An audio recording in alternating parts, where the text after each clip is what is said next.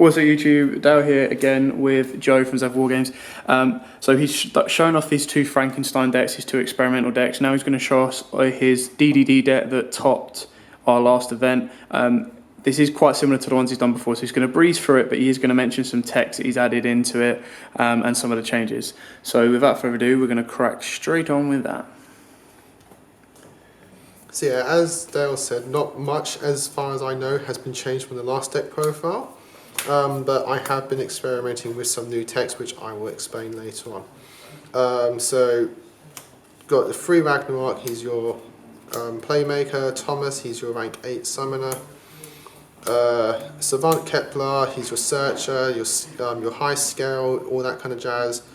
Just gets all your plays. For 1-ofs, we play the 1 Leonidas and the 1 Pendragon. This can be a second Leonidas and other stuff as well.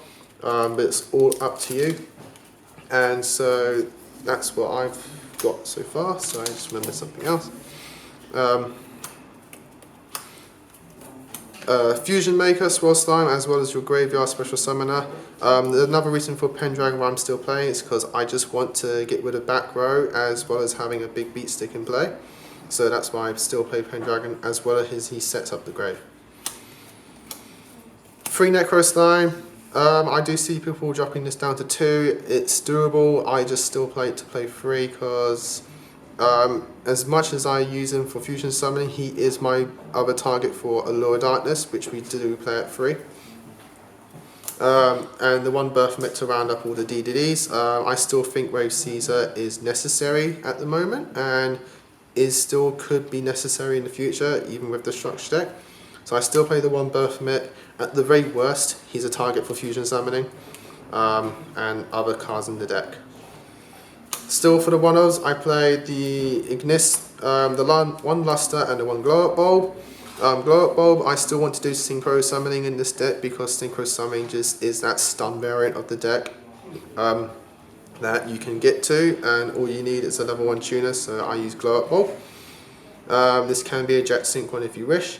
Luster Dragon, I still like the combo with this card as with Thomas and Kepler to get into your rank 8 XCs while not having the downside of Thomas using his effect. As well as that, he's a consistency, he's your low scale for the deck, so he's just too good. And to round up the monsters, we play 2 Max C for draw power, consistency, and to stun our opponents. So that's the monsters. Not much has changed, but with the text that I found, all that can change, and I'll point out cards that you can change for them. Spells, free gate, you've got to play free gate, it's your search power, it's your consistency, you've got to play free gate. 2 Swamp King, you can buff this up to 3 if you wish, and with a tech that I'll show later on, that's what you can buff this up to 3 to make a different variant of the deck. 3 Allure Darkness came with the ban list, I was so hyped, and we now have draw power for the deck that is just excellent. The banishing is nothing for this deck because you can just keep recurring them as you go. 1 Desires, people play this at 2. I've noticed people have found out that 3 is a bit too much for most decks, but I still play it at 1 just because from my personal luck, 2 was just too much. I just kept drawing into the 2nd Desires, so I just play it at 1. You can play this at 2, so you have 3 Allure and 2 Desires, but I just personally play 1. You can also, for your budget players out there, this can just be nothing. You can take the Desires out for trading, and so that's an option for you there.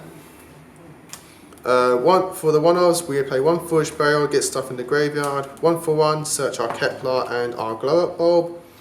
Mask Change 2, Dark Law is just too good, and this can also be buffed up to 2, again with the attack that I'll show later on. Again, yeah, Dark Law is just too good. It gets Keplers off the board after you've used the searching power, and it also sets up the graveyard. And to round up the spells, we play 1 Raigeki. For traps, small trap lineup, 1 Witch. For budget players, you can up this up to 2. And so you have to play the 1 Witch in my eyes and in my personal opinion. It just sets up graveyards, it gets off problematic threats, it's searchable, and it also gives your monsters an extra attack boost, which is problematic for your opponents in certain situations. 2 strikes. This has dropped down, so I'd say try and get them if you can. If not, you can get 1 strike and 1 warning. But I personally just play 2 strikes, just removes threats, gets me out of situations, and the life point cost is like nothing for this deck because we buff up ourselves just so much.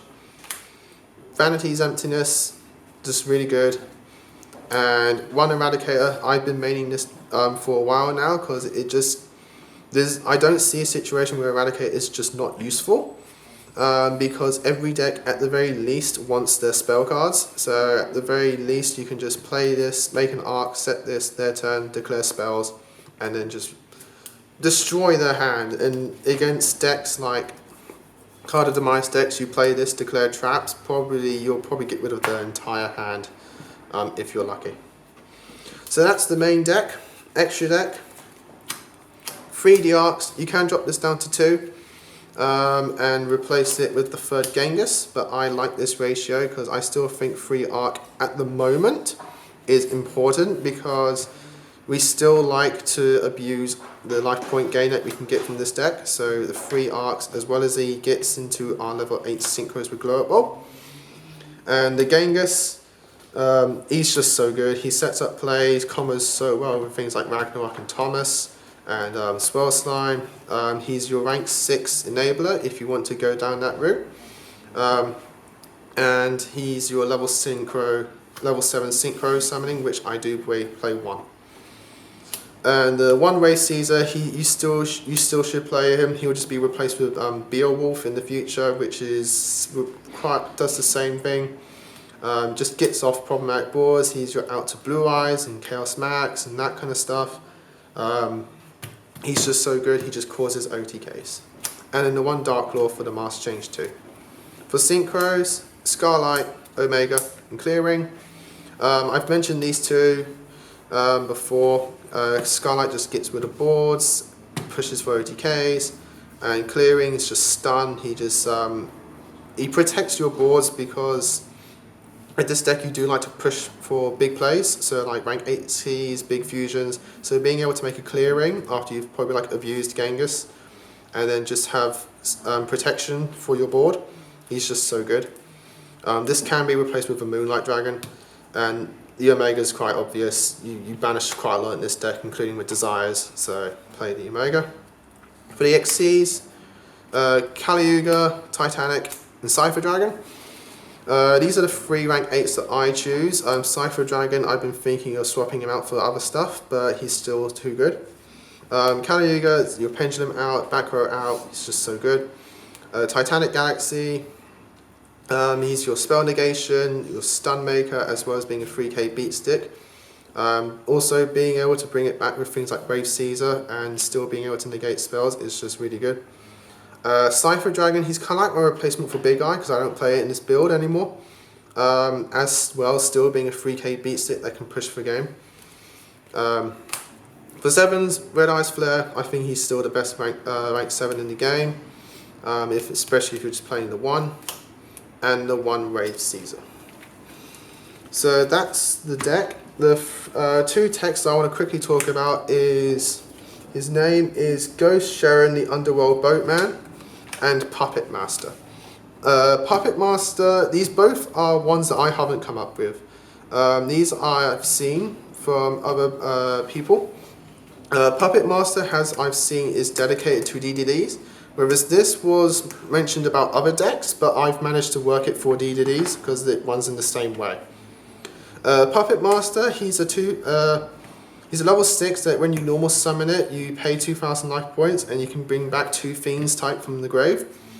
The thing with Puppet Master is that if you're going to play him, you should play a rank 6 variant, because that's mostly what you're going to do with him. You're going to bring back stuff like Genghis and Ragnarok and get their effects off to summon more monsters onto your board. Then use Puppet Master and probably Genghis to make like a Beatrice or a Strike Bouncer or any rank 6 in the game and go from there. I'm trying to test him out. I'm trying to make him work for myself.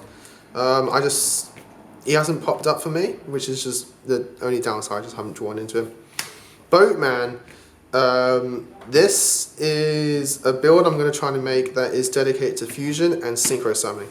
The thing with Boatman is that what he does is that if you control no monsters, you can summon him, target a fusion monster in your graveyard, so for example, let's say Genghis, and special summon a dragon type synchro from your extra deck of the total levels. So the thing with him is that we can use DDDs to make things like Crystal Ring. So with this, I'm trying to come up with a new build that I'll probably show in the future, of using this card at like 3. At the very worst, you can just do your normal plays, normal summon him, and then just go into standard rank 8 plays, level 8 plays. But the thing with him that he opens up is that you can make, with Genghis and Darklaw, you can make level 8 synchros. With Arc, you can make level 9 synchros, so you can make things like Archfiend Abyss and Trishula. And then, at very, very rare times, if you use Ragnarok, you can make things like Shooting Quasar Dragon and Red Nova Dragon. So those are the 2 texts I wanted to quickly talk about. Expect to build with this guy in the future because I just see so much potential in him. And try this guy out, especially while he's cheap, because he is climbing up in price, I think. So those are the texts. And just to quickly mention with him, I would suggest playing Nicola at maybe 2 or 3 or equal ratios to Puppet Master. Excellent. So that's Joe's DDD deck, and then obviously some suggestions for the future for those of you at home to try out if you wish. We will try and get a deck profile as soon as Joe's kind of got his head around it for this kind of build. DDDs. For those of you who don't know, they are doing quite well in the OCG, and Joe is basically our local kind of OCG hunter. He keeps an eye on the OCG for us, as well as trying to concoct as many kind of crazy mixed cards as he possibly can. So thanks for watching. Don't forget to like, comment, subscribe and share, and as always guys, Happy dueling. If you like that video, why not check out our other videos available. We've got more deck profiles, pack openings, and of course duels. And don't forget to click on the most important button of all, that subscribe button right in the bottom left hand corner. So thanks for watching this video. We hope you can join us some more, and as always, happy dueling guys.